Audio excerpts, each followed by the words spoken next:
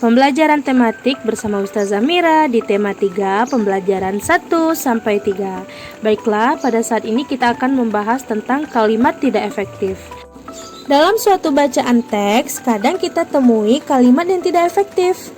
Kira-kira apakah ya kalimat yang tidak efektif itu? Kalimat tidak efektif adalah kalimat yang tidak hemat, atau kalimat yang menggunakan dua bentuk yang maknanya sama.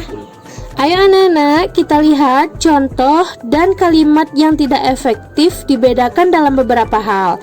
Yang pertama, penggunaan kata-kata yang maknanya sama. Contohnya, tas ini merupakan adalah tas kesukaan Tino. Contoh kedua, suasana di rumah Pak Rahmat sangat ramai sekali. Dua kalimat ini adalah contoh kalimat yang tidak efektif. Seharusnya kalimat di atas diubah menjadi kalimat berikut. Tas ini merupakan tas kesukaan Tino. Suasana di rumah Pak Rahmat ramai sekali. Kita lihat contoh sebelumnya, tas ini merupakan adalah tas kesukaan Tino. Lihat perubahannya, tas ini merupakan tas kesukaan Tino. Kalimat pertama adalah kalimat yang tidak efektif karena dalam satu kalimat ada dua kata yang maknanya sama, merupakan dan adalah. Begitu pula contoh kedua, di mana kata sangat dan sekali adalah dua kata yang maknanya sama. Yang kedua, penggunaan kata bentukan beserta maknanya sama. Kita lihat ya contohnya. Pertemuan itu dihadiri para pejabat-pejabat. Kita harus saling tolong-menolong dalam kesulitan. Nah, kalimat di atas seharusnya diubah menjadi kalimat berikut. Pertemuan itu dihadiri para pejabat. Kita harus saling menolong dalam kesulitan. Kenapa para pejabat-pejabat itu termasuk kalimat tidak efektif? Karena kata para dan kata pejabat-pejabat itu memiliki makna yang sama.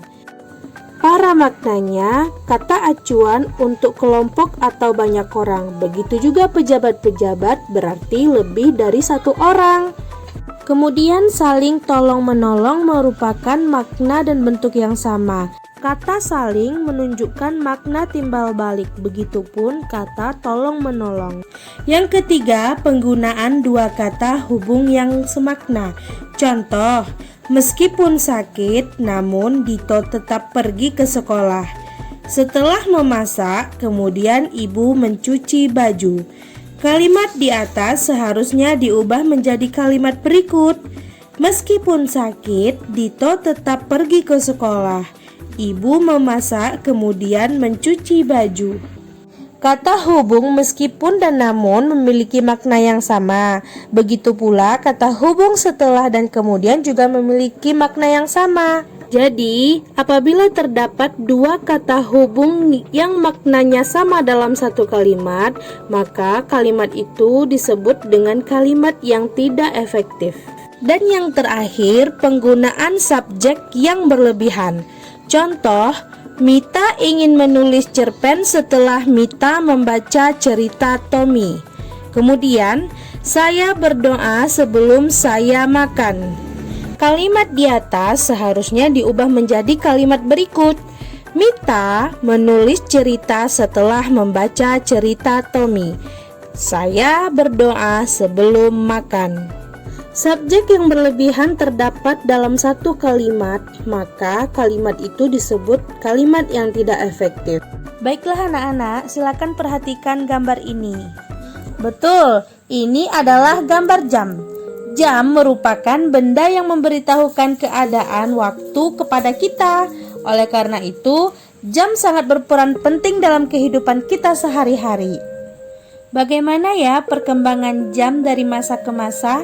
Yuk kita lihat bersama-sama. Yang pertama, jam matahari. Jam matahari ini digunakan sekitar 3.500 tahun sebelum Masehi. Adapun pemanfaatannya di sini adalah bayangan yang menimpa permukaan datar dan kemudian ditandai dengan jam-jam dalam satu hari. Yang kedua, jam pasir. Jam pasir terbuat dari kaca, kemudian berbentuk tabung yang menyempit pada bagian tengahnya serta diisikan pasir halus di dalamnya. Yang ketiga, jam air. Jam ini dinamakan jam air karena menggunakan daya air untuk menggerakkan alat mekaniknya.